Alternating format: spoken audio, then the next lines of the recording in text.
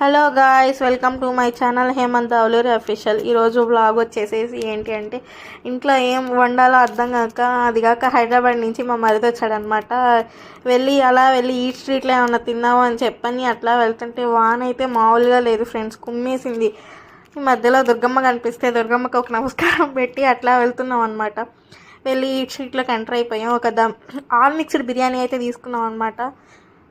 Biryani street బండి పేరు వచ్చి మొగల్తూర్ బిర్యానీ అంట. సూపర్ ఉంది ఫ్రెండ్స్, టేస్ట్ అయితే సూపర్ ఉంది, తినొచ్చు, పర్లేదు.